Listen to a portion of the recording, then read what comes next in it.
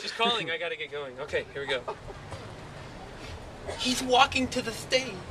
What is he gonna say? The most amazing slam poet you've ever heard. Weaned on the coal-fired curd, the black-tooth fountains, lava fire fountains of spoken destruction raining its brimstone down on vulnerable onlookers. Their fingers taut against the underside of tables, bleacher benches, the pew-sitting faithful able to under a whimper from the gape of quivering lips.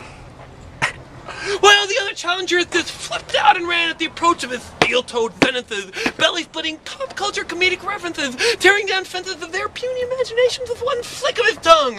Why he's so good, any other slam would be risking verbal castration.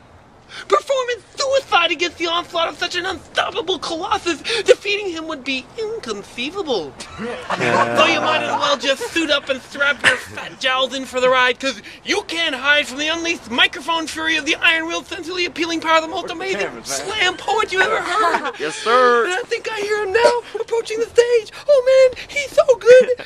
What is he gonna say? But the most amazing slam poet I've ever heard didn't say anything. She couldn't even speak. Too weak and incapacitated to utter a sound or even rise from her bed, all the mental synapses in her head riddled with 8 years of Alzheimer's bullet holes. Every memory or ability stolen from her body couldn't stop the joy explosion in her eyes every time we'd arrive. And it wasn't just inside her, it was all around her, coming from her, flowing through her, mind gone, body feeble, but she had something that made her human, made her godlike, gave her treasure that nothing on earth or in heaven would ever take away. She didn't need to say anything.